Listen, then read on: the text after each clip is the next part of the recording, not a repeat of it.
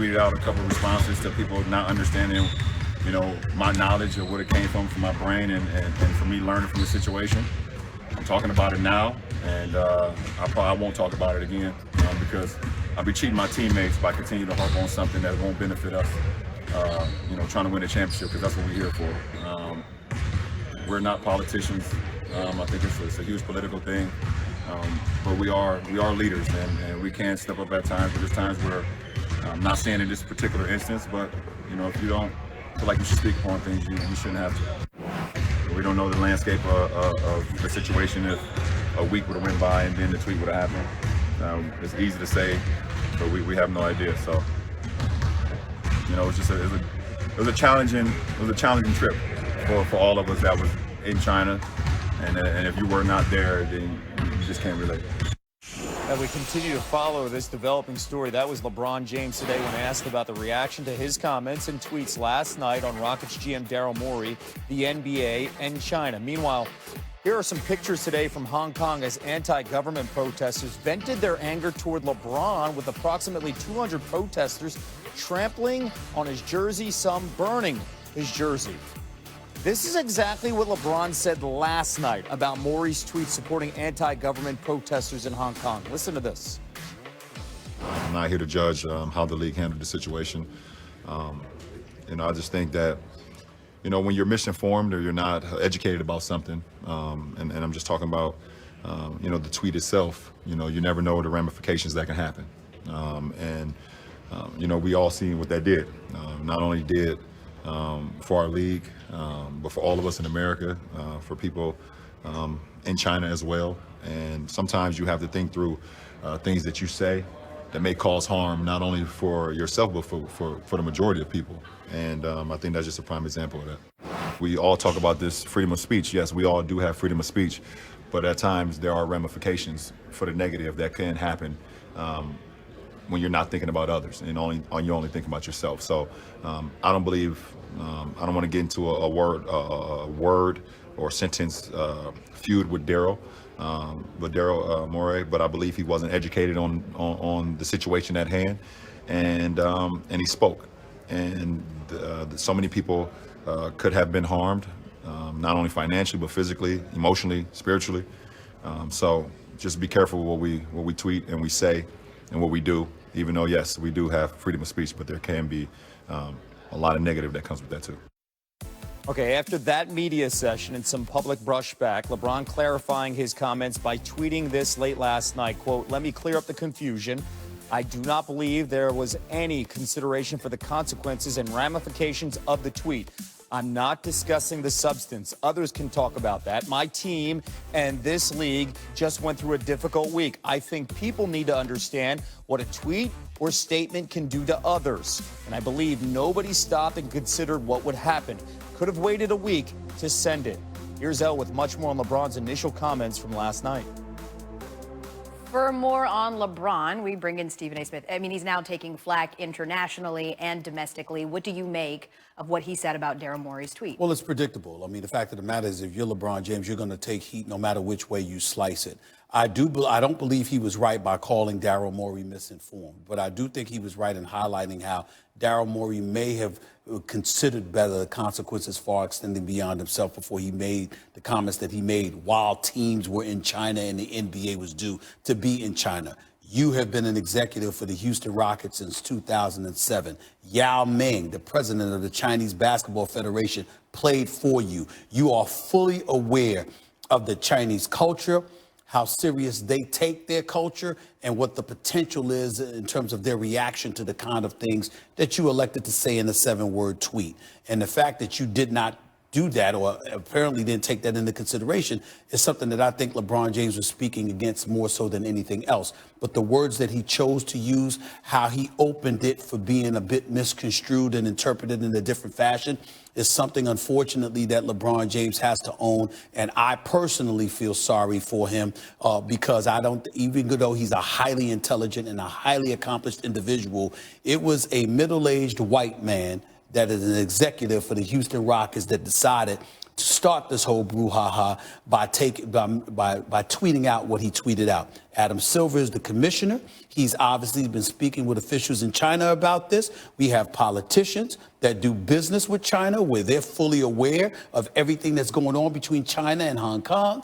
And to me, to put LeBron James in this kind of situation and demand that his voice be heard in a matter like this, I think is incredibly unfair to him. Then why do it at all? Because it feels like he felt some type of way pressure to speak out as he has become the kind of conscience for social justice in the NBA. My personal opinion is this. Obviously, if you are the face of the NBA, you're an iconic figure the way that he is, that would be pressure. But I also want to emphasize that as a black man, of course, he's feeling some pressure. When Trayvon Martin, that happened with Trayvon Martin years ago, and he was killed by a wannabe cop, for crying out loud, and Mr. Zimmerman.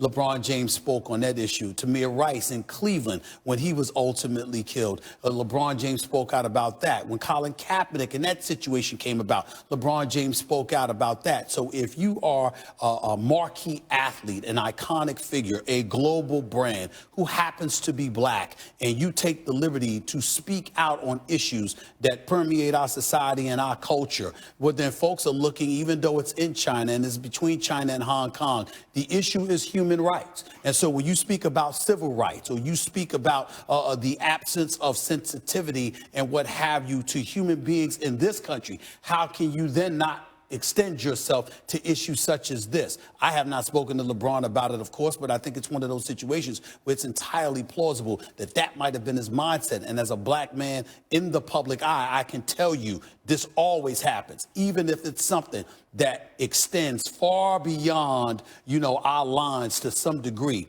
When you are a black man in a public position, or you're a public figure, religiously, there are people that are mandating that you be heard on a particular issue because you're perceived as somebody who should be giving voices to the voiceless. And I think that level of pressure is what we're talking about when we ask the question about why did LeBron James feel compelled to speak on this issue. Well, listen, we certainly didn't think a week removed from the start of the NBA season we'd be talking about geopolitical crisis, but we will talk actual basketball with Stephen A.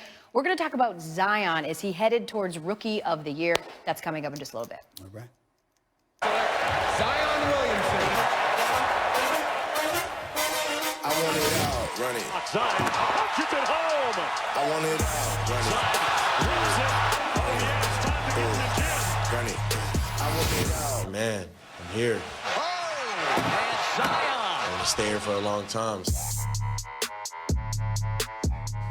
He's the man, Zion Williamson, the most anticipated player to come into the NBA since LeBron James. And his story is just beginning. From Spartanburg Day School to Duke to his future in the league, the #1 overall pick takes us through his journey in his own words.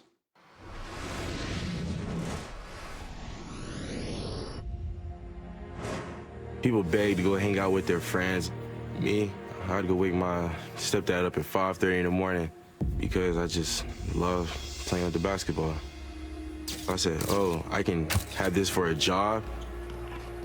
My stepfather explained that's a very exclusive job to get. I told myself, if I work hard, I can do it. Dude, go look at Drake's Instagram post. My favorite rapper wearing my high school jersey, that's crazy. Like, probably one of the most exciting moments in my life. I got letters from 40+ schools. I was thinking, dang, I'm gonna really have to pick one school. I will be joining the Brotherhood of Duke University.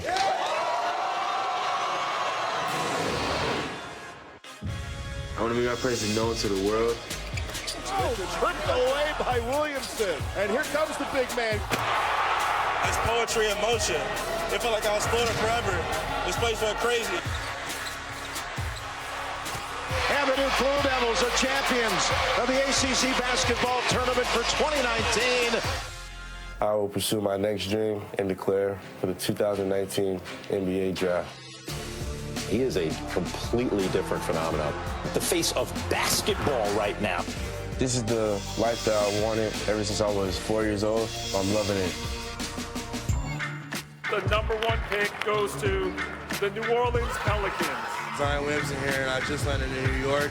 I'm very excited to be here, and I can't wait for Thursday night. I can tell you what it feels like. I got a feeling this is unforgettable. With the first pick, the New Orleans Pelicans select Zion Williamson. I dreamed about this since I was 4, and for it to actually happen, my dream came true. One of the most highly anticipated debuts. Just try to get the win and just have fun. I work hard for this, and I'm sure I belong out here. That's that. You know what they came to see. No, I never let them down when it's all on me. You know why I'm here. I don't really think it's pressure playing the game I love.